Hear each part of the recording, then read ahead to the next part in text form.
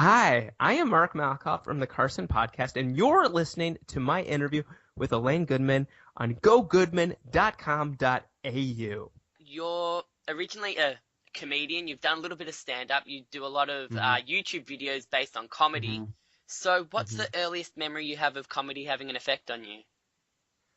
When I was 4 or 5 years old, I just remember Jonathan Winters being played. I remember It's a Mad, Mad, Mad, Mad World, which has everybody American-wise, all the big people from the 60s, 50s.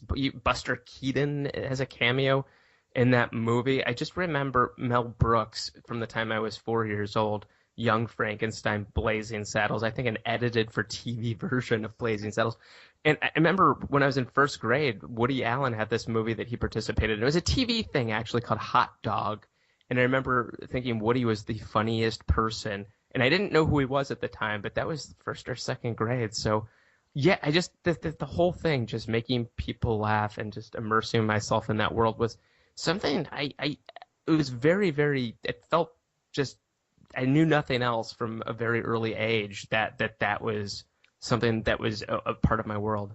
So it was more the TV or movie comedy rather than the stand-up, rather than someone jumping on stage and you saying, "Wow, what was that?" It was more like, yeah, just going with your parents or friends to the movies.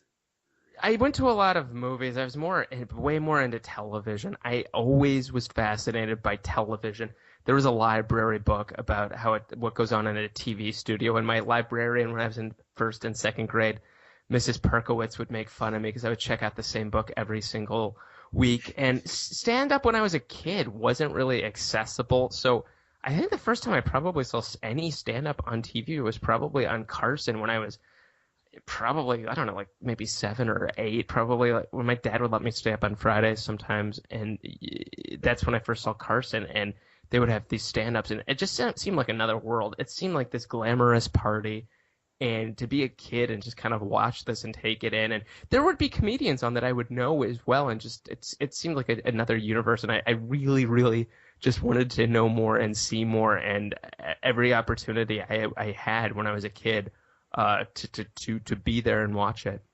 So Johnny Carson would have been established when you were born and when you started watching him. Letterman started in the early 80s. Did you jump on him from the beginning as well, or were you just sticking to Carson and what you knew?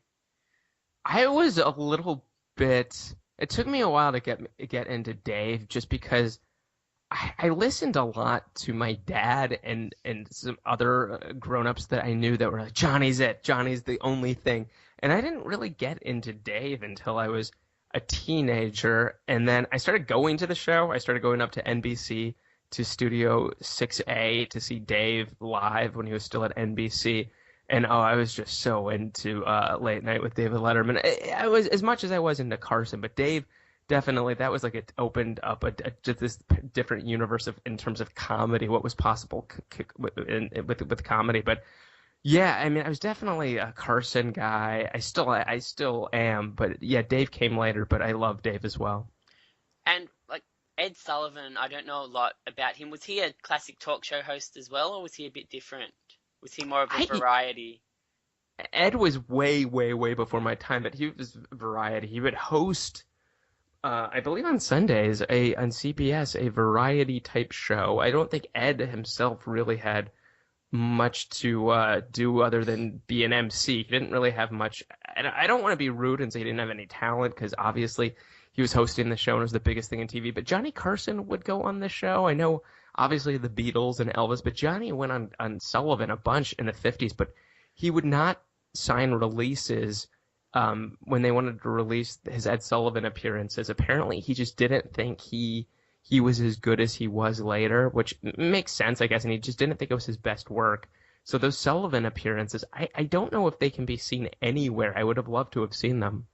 Right, so he was before your time. That's interesting. So there has been like a clear progression, because I thought Ed Sullivan was around like the 70s, 80s. I don't think Had so. he finished up already?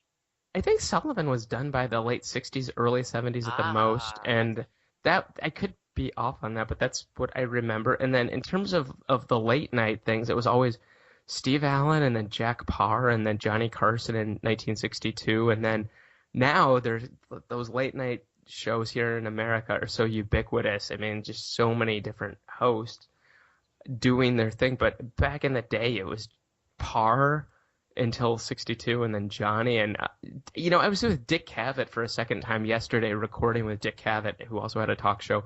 More of just discussion. I wouldn't have considered it a late night talk show, a traditional one. It was more of a Jack Parr too, but it was more of a chat type show. But Carson really didn't have any competition until the early 90s from Arsenio Hall, or late 80s. It was really, really amazing for me to see that these guys that had their shows, no serious competition at all for decades. Yeah, I read a bit about Arsenio Hall. Just, I can't believe you were worried about being able to talk for an hour.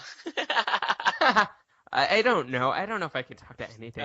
Talk for anything about an hour. I will try. But Arsenio, I remember when Arsenio came on, it was a huge deal.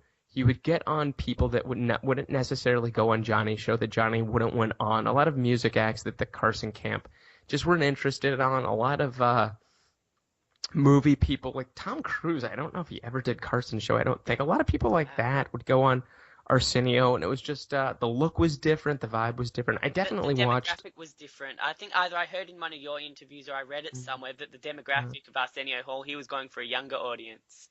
I think so. I definitely think so. Johnny was still booking who he wanted to book, which was great. And Arsenio definitely skewed much younger. He was a lot younger than Johnny, and it was definitely when Arsenio started. It was this huge event, and he ran for a bunch of years, and it's incredible the guests that he got over those years. But I know that Arsenio, I've read this, that his heroes when he grew up were, I believe, the Four Tops, and his second hero was Johnny Carson. Well, learning from the best, I guess. In your podcast, the Carson Podcast, you've had it for a few years now. I've heard you talk a bit about working backstage at various talk shows when you were younger.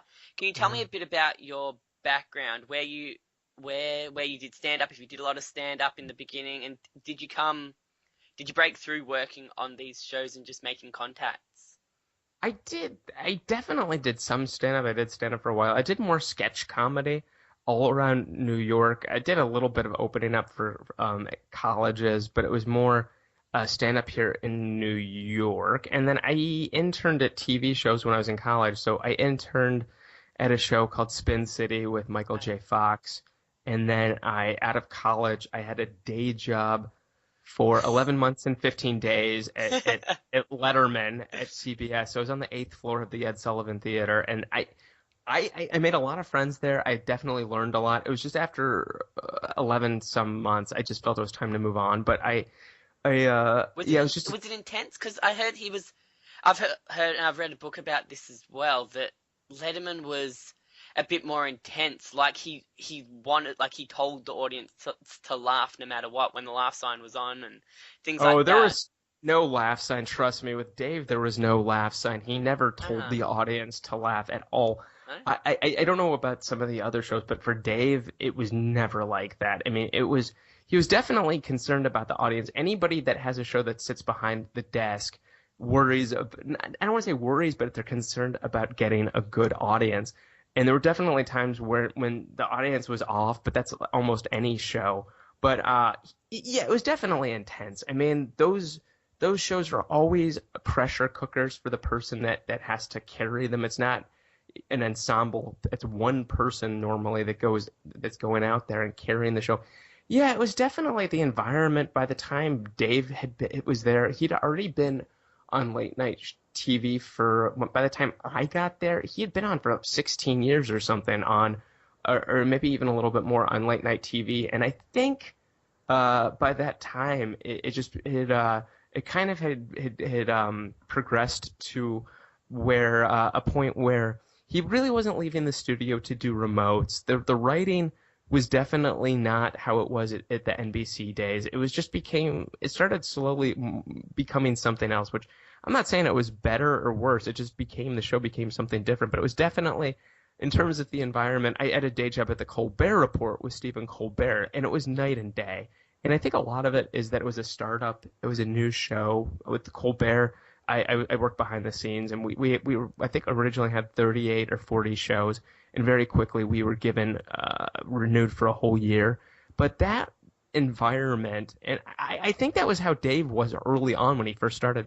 It was a family. It was really fun, and it was just exciting. And I think that's how it was. That's how I hear at least how it was early on Dave's show. He would play baseball with the staff and go and hang out and go out. And after just a bunch of years, Dave just started. Apparently, people say he just started removing himself a little bit more from that, and I get it. I mean, it's just so many more people are trying to probably get to him and the pressure and stuff. So he just became a little bit more removed. But I don't know. I love Dave. I love Colbert. I was lucky to have both of those experiences. They were very different. And then I had a bunch of other day jobs on sitcoms, on multicam shows where I just was in the background working on Spin City, a show called Hope and Faith with Kelly Ripa. I worked behind the scenes at a show called Whoopi, which was Whoopi Goldberg's sitcom. And it was just good life lessons to see how every host kind of treated the audience. And I worked with Regis a little bit, Regis Philbin, on Who Wants to Be a Millionaire as well. So it was always good to be around these people, see what their strengths were, maybe some things that if I might have done differently, but all good life learning experiences. And then I started doing my own comedy, which I was doing pretty much during all those jobs. And then when I was at the Colbert Report, I was going on so much television that I was able to kind of leave and do my own thing, which I've been doing ever since. But I keep in touch with people over there. I love them. I'm rooting for them. And most of those shows definitely take a while to find their voice, usually a year and a half or more to find their voice. But usually it takes a while. Right. So you obviously grew up loving the comedy industry and the entertainment industry. Did actually working in it change your perspective at all?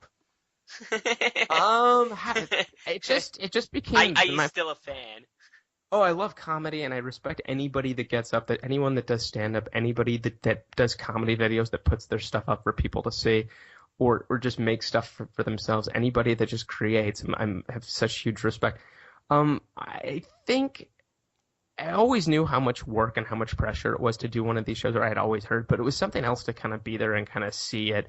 It's interesting because when I do some of my shows, sometimes it's such a smaller scale, but every time I worked on those shows and they had millions of dollars worth of resources, the pressure would always be there and last minute stuff going crazy backstage. And it happens on a small level when you have very little money. It happens on the scale when you have all the resources in the world. It's problem solving, and there's always just trying to last minute just figure out how to make things work. And I'm still a huge fan of comedy, but it was just definitely eye opening being over at like a show like Letterman or a Colbert, just to kind of see how many people it really took, and just how many people. We'd start in a morning meeting and just problem solving all day, putting on a show that hopefully looked effortless for the world and for America. That was very complicated to make happen. Hopefully looked effortless. You turned 20 towards the end of the last century, so towards the end of the 90s. Oh, gosh. Yeah. Yeah. I think. Did you tend to swing towards the comedians coming through then, or did you always have a soft spot for the acts that came through the 80s comedy boom and even earlier? I'm pretty much old school. Like my comedy people that I like are a lot of Steve Allen, definitely older, like Marx Brothers. But at the same time, like Dave Letterman in the 80s for sure. I love George Carlin. Those are probably the Monty Python for sure. So I probably maybe a little older, but in terms of more contemporary stuff, Bill Burr's really funny. I've always liked Jon Stewart. Norm Macdonald makes me laugh. But I definitely try to pay attention to what's going on now. But in terms of what I gravitate to, it's probably a little bit more old school for me. Just quickly before we move into the Carson podcast, you're also a Sure. YouTuber, which you've mentioned as well. You try to prove some really weird theories in your videos. You've had coffee in all 171 Starbucks in Manhattan in one day. You've lived on a plane for 30 hours straight. You've lived in an IKEA store for a week. You've slept at 13 celebrities' houses in in one LA trip. You've Skyped someone from 16 different countries. What's your process in coming up with these ideas, and what have been some of your favorite ones? I like to follow my curiosity and just try to do what I think is funny. I wish I lived on a plane for 30 hours. It was for 30 days. 30 days. And I Right. set a Guinness World Record for that. And the Starbucks one was me trying to see how many, if it was possible to go to every single Starbucks store in New York, in Manhattan, in less than 24 hours, make a purchase and consume something. So I didn't have coffee at everyone, but I definitely purchased something and consumed something at everyone. And it was just one of those things, is it possible? And I go to absurd lengths to make stuff happen. So it took me about a month, I think, to train on a bicycle and get a film crew that could keep up with me on a bike. And it is one of those things. It's just, I get curious, can I pull it off? And where's the comedy? Where is it? So my favorite was probably celebrity sleepovers. I think I did 6 overnight stays and then 7 celebrity naps in LA, but it was before the Carson podcast, so it was really strange just going into celebrities' homes and hanging out with them and having breakfast with them. It was fun. I loved it. I do that with the Carson podcast quite a lot. People are nice enough to invite me to their homes, but it was definitely a little bit surreal growing up watching some of these people and then having breakfast and coffee in the morning with them. But yeah, it's one of those things. Can I pull it off? And let's see where the comedy falls. How important, or do you have any ideas coming up that you're willing to share? Or are you focusing more on the podcast? Focusing on the podcast, but I definitely have stuff that I'm working on, but they're not really challenge-based videos as much. It's more improv scripted stuff. It's very different.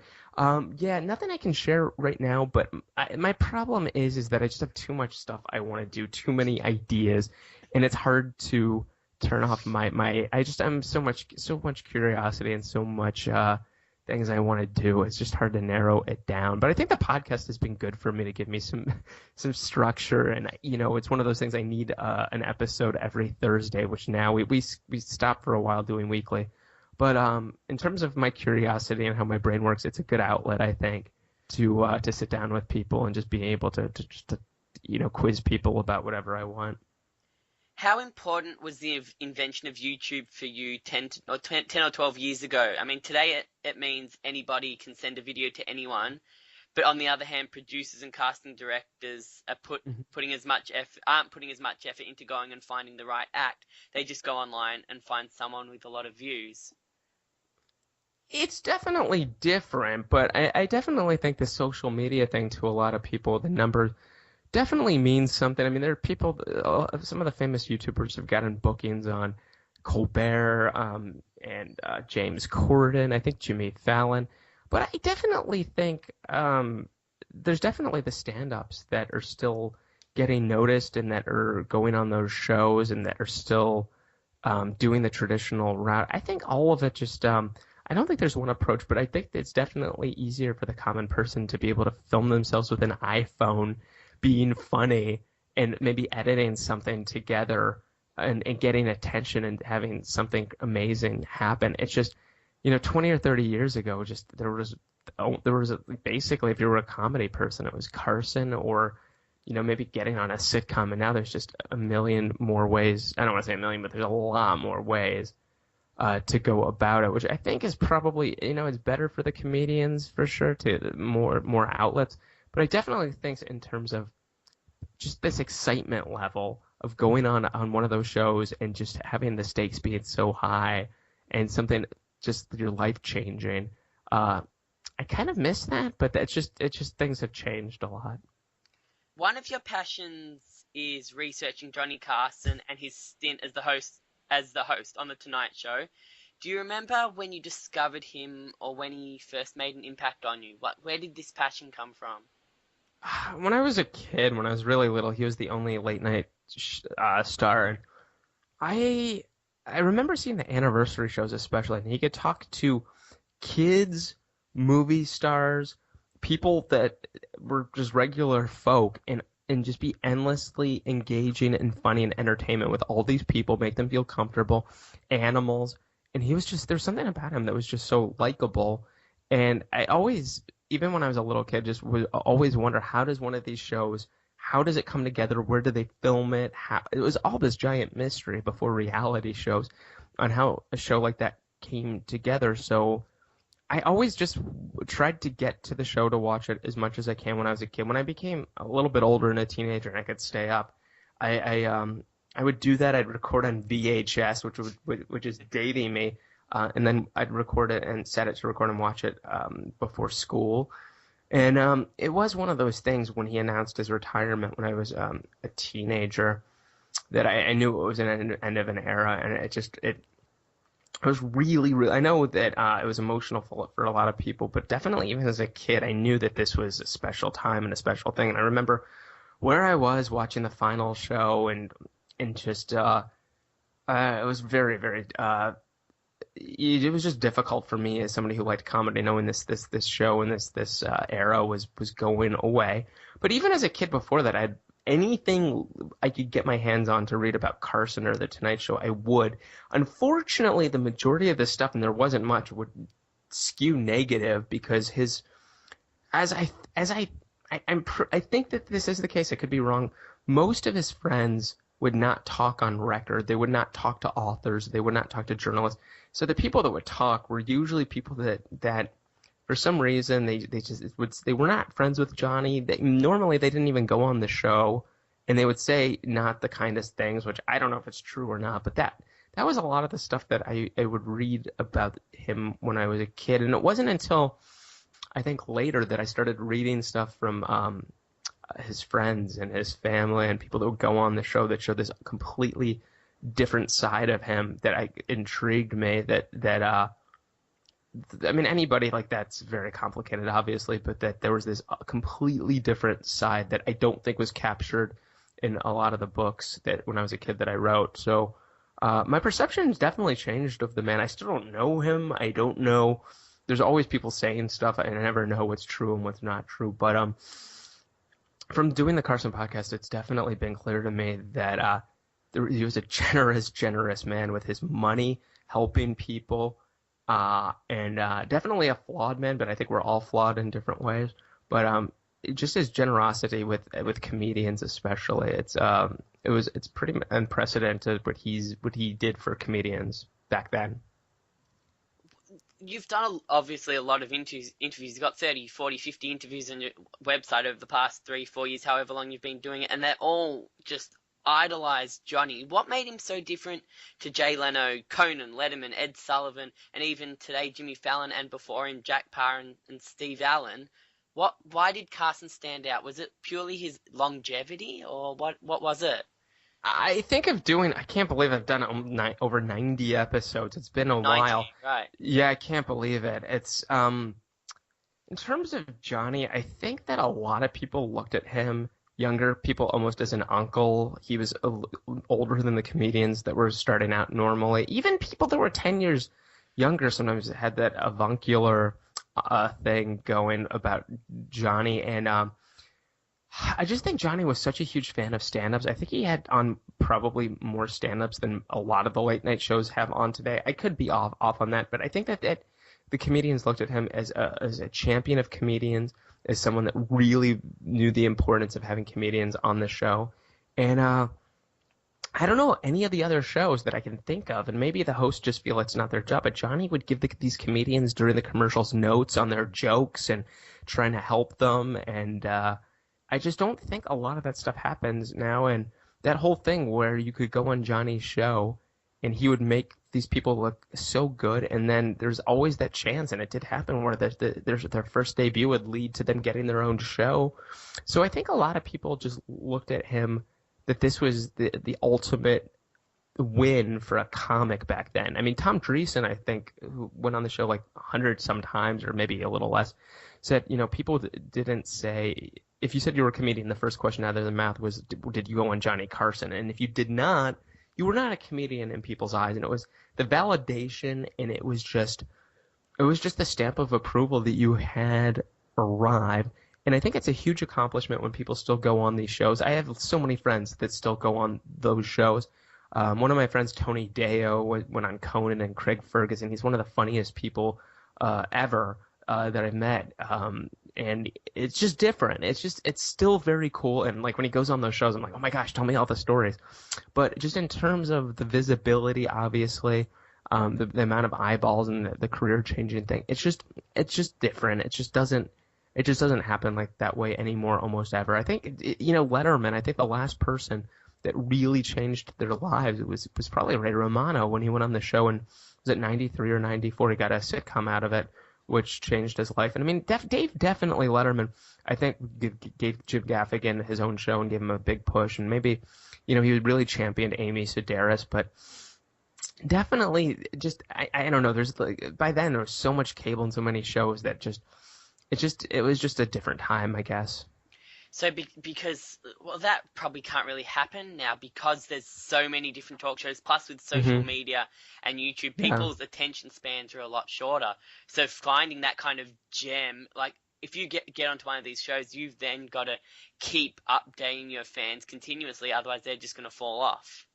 It's definitely, it's different. The social media thing, the number of Twitter followers that are important to the industry and Instagram. And someone like Don Rickles, I mean, he was just somebody that showed up that was funny, and that's all he focused on was, I'm going to be funny. But now, I mean, I think Dane Cook was probably the first one to really utilize the social media effectively to build up fans. Yeah, I've heard that. Yeah, he definitely, with MySpace and doing all that stuff, it was definitely connecting with the fans. It wasn't necessarily a thing that it's now. It just seems that I think things have just changed. It's a different era. I mean, there definitely are comedians that are still not on Twitter that are just focusing on 100% on their act, but it definitely seems that that if going on one of those shows, the chances of you getting a TV show out of it are very rare, just because there's just, as you mentioned, there's just so many outlets. What have you learned about Carson in your 90 episodes that has surprised you? Like, what's just shocked you or just made you kind of smile? What are some of those surprises? I was always under the impression he was always cold and aloof with everyone, which was how the books categorized him, and he would joke about that. People would say that about him. And just I talked to so many people that said when he was comfortable with you, he was not like that. He was the same guy behind the desk. He just, on his own admission, was a shy person when he did not know people. He said the thing that gave him the most anxiety was being at a party and not knowing anyone, and he would just go in the corner and people would think he was shy and aloof, and it was just really hard. Not shy and aloof, but just cold and aloof, and it was just him being shy. And I think it was really interesting just to hear from comedians and the people that frequented his show that if he definitely knew you, there was a warmth to him. And I mean, Steve Martin called him the most famous man in America, probably. And when you are that person, when you're the famous man or one of the most famous, I just think, I would think, because I've never been in those shoes, that you just have to kind of protect yourself a little bit and be a little bit more careful with who you open up to. And I mean, just everyone's trying to get to you. So I get the fact he'd probably put up some walls here and there, but I really liked hearing that. I liked hearing about how generous privately he was. He was not one of those people when he did things for people that he would advertise it, that he would put it press releases out. And everybody's different with how they do their charity and their nice deeds. But when he passed away, I think, wasn't it revealed that he gave over $100 million to charities? And I mean, that to me was quintessential of a lot of people I've talked to. I have tried to talk to people that have had bad stories that did not have good experiences with him. None of them will talk to me. I've tried over and over again. I was just in California, and I was going to go to Las Vegas, and I tried to get people to sit down with me that might have a different point of view or a different perspective. But for some of them, so far, none of them have agreed to sit down with me. But I'd like to get some of that as well, because we all know that human beings are complicated, that nobody is perfect. But I'm trying to give, at least within the podcast, a little bit more of diversity. I think so. I mean, because it doesn't matter who it is, if a public figure or anybody that, even if it's your best friend or the mailman or whoever, you're gonna have people that love them and then other people that might not see eye to eye. And I think that some of those people would be interesting to have on the show, and I've tried, and I'm going to still try, but we'll see. But so far, I think the people that I talked to, 99% of them had a favorable view of him, other than some people will say that, he had struggled with his drinking, which he was public about, and that he could have a temper if he did not like rude people, and if he perceived that there was a rudeness, that he could be unpleasant sometimes. If that's all it was, then what? I've even heard rumors recently that Jimmy Fallon's got a drinking problem. No idea if they're true or not. A drinking and partying problem. I mean, I know he's fun. I don't know how much he'd do that. He seems like a pretty solid kind of person. I don't know if they're rumors or not. But I don't know. There's always, if you're a public figure, Yeah. people are going to say all kinds of things. I Exactly. have no idea. Jimmy Fallon is one of the most likable people on the Tonight Show. I mean, he's an incredible, incredible host, and what he's accomplished with the ratings and with his guests and keeping the show number one.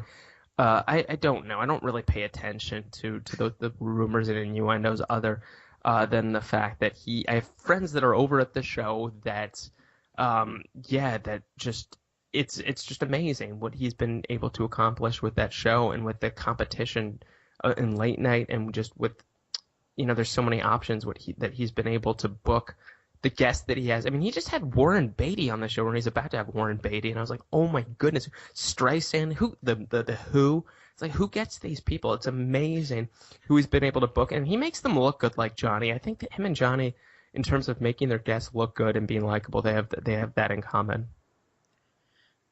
It's something that fascinates me about this comedy industry is that these people kind of have two personas. They have their showbiz identity, and then they have their private identity, which is completely opposite. Either they're depressed, or they're shy, or they've got all these kind of different issues going on. So, I mean, well, I'll read the question because I don't know kind of where I'm up to. For example, people like Johnny Carson, Frank Sinatra, Don Adams, Rodney Dangerfield, and even more recently, like Lady Gaga. You see their showbiz persona, but they're completely different, and you don't know how many people actually know who that real person is. So how many people from your research knew the real Johnny Carson? Oh, I think a bunch of people. I think at least, I don't know, 10, 15, 20 people I've talked to went out to lunch with him or knew him fairly well. But I mean, I think anybody that's an entertainer, for the most part, goes out there and their job is to entertain, and then they have their private lives. And some of those people are actually outwardly, some people are very, with the public, they can be almost the same person. I think a lot of people are different, but I think that in terms of the public, I definitely think it's harder sometimes for the public to see these people being so gregarious and so funny and charming, and then when they're on the street, maybe they don't necessarily aren't funny, or maybe they can't stop because who knows, they might be not feeling well, they might be off to a doctor's appointment, they might be going to they might have just gotten bad news. But then sometimes people will stop and be really pleasant. I mean, they're human beings, they're complex people, but definitely I think it is hard for some people to realize at the end of the day these people are entertainers, and they're most of them are different often. I think someone like Carson, or someone that has a late night show, when you're behind the desk, it just takes so much energy out of somebody to do an hour. And Johnny was doing 90 minutes, and I think a lot of times he was conserving his energy for those 90 minutes that he was doing. It went down to 60 eventually, but yeah, I just think any of those performers, you just most of them, you just probably have to, especially in public, there's that pressure, I think, for them always to be on. But I think in terms for them to actually perform and to be a human being that's healthy, they have to be somewhat different. And the other obvious example is Robin Williams. He couldn't handle being that kind of normal person, and eventually it unfortunately killed him. And that diversity in the different personalities that you see, and then what you hear about what happens behind closed doors, is just almost fascinating to me in a really kind of sick kind of way. But it's amazing that they're such prominent, happy, funny people on the outside, but on the inside they're tearing themselves to shreds. Some of them. I don't know him. I never met him. I knew a lot of friends that did. But I mean, he was just I've never heard a bad story about him other than, he definitely had a habit, which he talked about, at sometimes of taking people's material from comedy clubs and doing some of their jokes, and whether he was conscious or unconscious of it, that happened. Other than that, everyone I know that has ever met him in comedy or privately said he was the nicest person, just incredibly warm and nice. But, a lot of comedians, a lot of entertainers, just people in general, I mean, they can put up a front and then inside, I think Jonathan Winters did it. Wasn't he? I think he had to get some help, and that was Robin Williams, one of his heroes. And I know that a lot of comedians just, Richard Pryor was another one, probably maybe the greatest of all time, that had his personal struggles. And I definitely think some comedians definitely maybe struggle with it more, but I think it's just a human thing that a lot of times people just in life can be hard sometimes. Yeah, especially if they don't have a circle around them of people that are really there having their best, the people's best interest, which I'm not saying any of those people didn't, but I'm just saying that life is hard, especially when people have problems. And I definitely think in Robin Williams' case, I'm guessing 99% of the public had no idea what he was struggling with. Even though I did read before that happened, I think he had gotten help gone to rehab for help, some sort of, might have been alcohol issues or something. But I mean, again, people down the street from where I live in New York probably did the same thing, getting help. I mean, getting help is the most important thing. And obviously he was feeling something inside that nobody probably had any idea about it. And when that news came in, it was an absolute travesty. And I still talk to comedians that are still not over it, and he is missed. So in terms of Johnny Carson, did he have a lot of people around him outside of his family? And I've heard stories that even he wasn't that close to some of his family. Did he have a lot of people around him that he did trust and open up to? Oh, yeah, he had people that he should open up to and trusted. Whether a lot of that was more just kind of hanging out and having fun and not being completely open about his personal life with his marriages or his kids. Yeah, he definitely had people he would have lunch with and spend time with and go to his poker game. But I'm not really sure if that was more surfacey stuff. But, everyone said he was a very private individual. He definitely, I think, some people say, I don't know if this is true, had a tough time with his personal life because he put so much energy in the Tonight Show. I have no idea, but he definitely had friends that he would hang out with. I mean, socially it was Don Rickles, Bob Newhart, David Steinberg, Steve Lawrence and their wives, and some Peter LaSalle and his wife Alice, and just hanging out all the time. And Johnny, I remember, would have dinners with Burt Reynolds and Michael Landon, and that is not somebody to me that is definitely not a recluse. I mean, Carson would be out all the time doing stuff. He'd go to the U.S. Open. He'd go to Wimbledon. He was just one of those guys, though, that I think at the end of the day enjoyed, was probably most comfortable being either with people he knew very well or being by himself or with his wife. You've interviewed a lot of really cool, successful showbiz people, obviously, like Mel Brooks, Carol Burnett, Peter LaSalle, who was Carson's executive producer, I think, Phil Rosenthal, who I actually talked to yesterday and was unbelievable. Oh, Phil's the best. Yeah, I'll tell him you said hi. Yeah, you interviewed him for I'll Have What Phil's Having? No, so I interviewed him for my website and for my radio show. Oh, that's very cool. And yeah, I talked to him for about an hour and a quarter, which was unbelievable. And he's the best. I'll tell him you said hi. Ah, awesome, thank you. And I bought his audiobook as well last night, so I'm going to start listening to it soon. Good.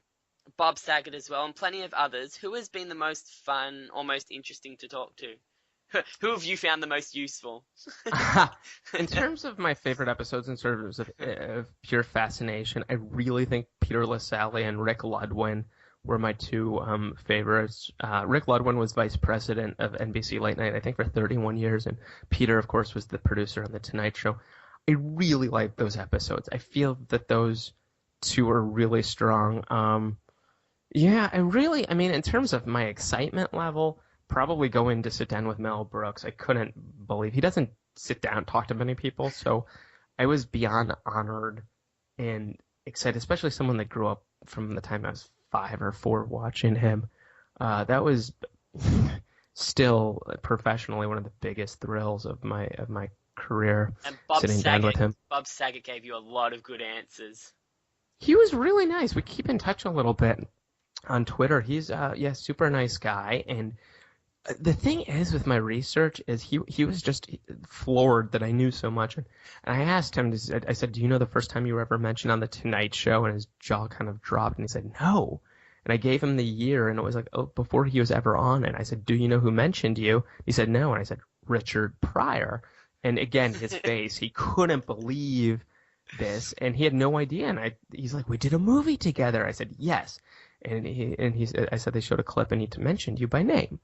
And he had no idea that ever happened. So that happens a lot when I sit down with people. I mean, some of this stuff was like 20, 30 years ago. I mean, well, more than 20, but 30. Sometimes going back, I was taped another one with Dick Cavett yesterday, and after we taped, he was watching stuff from 1966 with him on, and he couldn't believe it. He had no idea that this stuff existed. So, yeah, it's very fun and satisfying to see these people relive an important time of their lives that they just loved. Do you find it ever takes like an emotional toll on you that all you can do from here on out is watch like replays? They'll never be like something like that. That's what's hard for me. Like, I really enjoy looking into the comedy industry because there's so much to research and so much to cover. But then again, I'll never be able to see like new stuff from these guys because I wasn't born in that generation, in that decade. I missed out on seeing it live, and that's kind of a bit sad to me. So all I can do is go back and relive it. Do you find that you can get a bit emotional sometimes that you won't get to see some of these guys do new stuff? To me, when I watch it, I have to remind myself that some of the times they're not living, and sometimes it was decades ago, because it feels so relevant and so present, and a lot of the stuff is so not dated and equally as funny as it was, that it doesn't really bother me. I mean, I really wish, obviously, that Johnny was still alive and on Twitter, and I could sit down with him and talk to him, and Ed McMahon for sure, but it's history and things change. And I mean, I feel like anybody that loves comedy, we're living in this age where so much is on YouTube.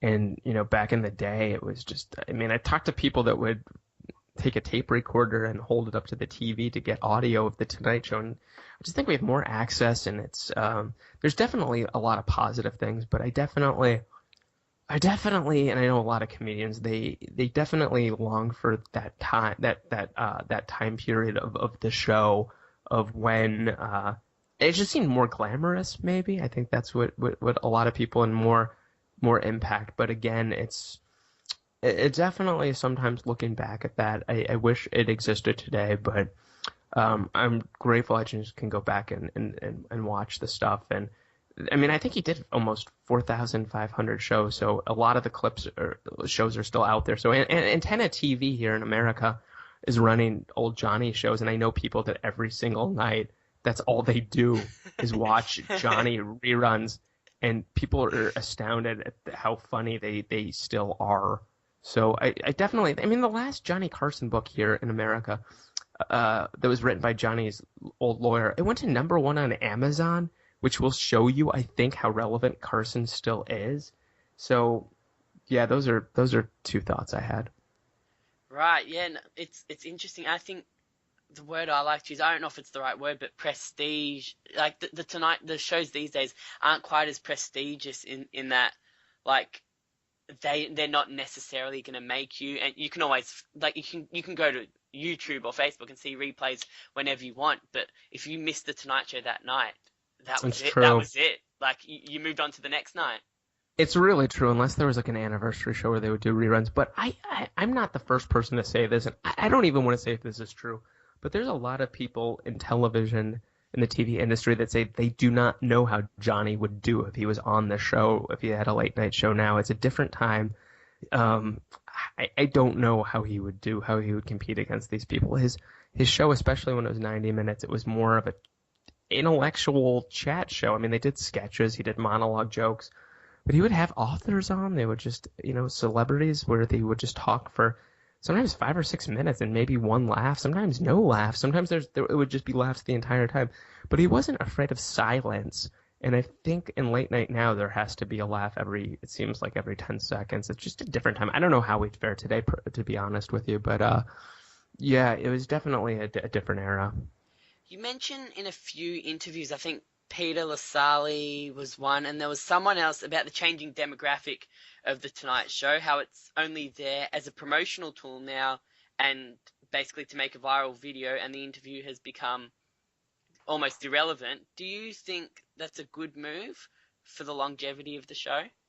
I don't think that that's necessarily true. I definitely think that viral moments can come out of the stuff, but I think that all those shows are just trying to create fun shows that are compelling and hopefully catch on. But Stephen Colbert's interview with the vice president at the time, Joe Biden, was just heartfelt, and that went everywhere. I mean, people were watching that, and I don't think that was designed at all, in my guess, to be anything other than just, an interview where Stephen was really just asking questions and just being the compelling interview he is. But yeah, I definitely think sometimes with Kimmel and Fallon, more and James Corden, some of those things, maybe some of them are more designed to go viral, or they just get the good ideas and they're like, we hope it goes viral. But I think at the end of the day, they're just trying to be funny, and that the viral stuff just comes out of it. But I definitely I'm sure that all those shows feel pressure where Johnny didn't have to worry about that, thank goodness.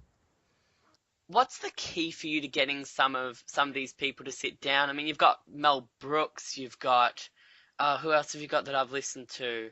I can't even remember off the top of my head. Drew Carey was another really, really good one. He was the first one I listened to. What's the key for you to getting them to sit down with you? A lot of them mention keeping the memory of Johnny Carson alive. Do you think there's more to it than that? I think that a lot of them, when they look back at their careers, a highlight, sometimes the highlight, was going on Carson. So for them to be able to talk about something that meant so much to them, I think that probably plays the biggest part of it. And I think likely when people are made aware of who else I've interviewed, I think hopefully that gives the podcast credibility. So I think those two things probably are the biggest factor with getting people to sit down and saying yes, and also my polite persistence in some cases with people. I mean, yeah, Al Jean, who's a writer on The Simpsons, George Wendt from Cheers. Who else? I can't even remember who else I've listened to. Yeah, people have been nice. Carl Reiner went on the show, Dick Cavett, Martin Mull. It's a blur. Matthew Weiner, who created Mad Men. It's a big blur. We've done 90 some episodes, but it's been it's been a privilege, and it's been Fred Stoller, who I also interviewed a couple of years ago. Yeah, Fred's great. My Seinfeld Year, available on Kindle. I've read his other book. Maybe We'll Have You Back. I have that too. He gave me that book. Yeah, he signed it personally. I love Fred Stoller. Yeah, I read that book. That was really fun as well. Who else have you got on your hit list? Have you got kind of this idea of people you want to get? You mentioned Peter Lassalle, that he was in your top 3. Who else? Absolutely. Who have you been working on recently, and have you completed that top 3 yet?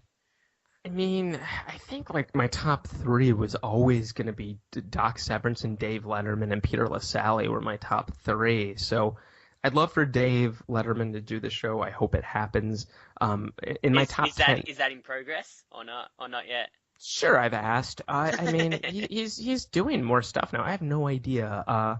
All I can do is put my stuff out there, and that's all I do, and then just check in every so often, and hopefully it'll happen. I mean, I think my top 10, and I'm sure I'm leaving people out, would definitely be Bette Midler, Doc Severance, and I said Doc Severance, Don Rickles rather.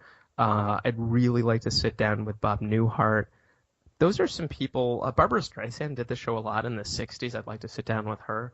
So, I mean, it's pretty much an endless group of people I'd really like to sit down with. And I put my request out there. Woody Allen went on the show a lot, guest hosted the show a lot. So these are all people that would be great to sit down with. So Jay Leno? We shall see. I love Jay. Jay's super nice. He called me. I invited him to do the podcast. He called me on the phone. We chatted, and It hasn't happened yet, but hopefully at some point it will. But yeah, he's a very nice man, and I've met him once or two other times prior, and yeah, I hope it happens. He definitely, I think, would have a lot of great stories to share. And finally, where can people find you? Social media, your website, the Carson Podcast. Okay, so I am at markmalkoff.com, and then you have carsonpodcast.com. I am on Twitter at mmalkoff. That's MMALKOFF. I think same on Instagram, mmalkoff, or it might be Mark Malkoff. I don't know. I should know that. And yeah, anybody that's listening to this, I'd be thrilled, and if you check out my work. And the Carson Podcast has been a labor of love, and I am so honored and thrilled that you enjoy it. Mark, it's been an absolute pleasure listening to all your stories and listening to your passion about Carson's Tonight Show. Thank you for sharing some of that with me today. Elaine, thank you for having me on. This was a pleasure. I really appreciate you thinking of me.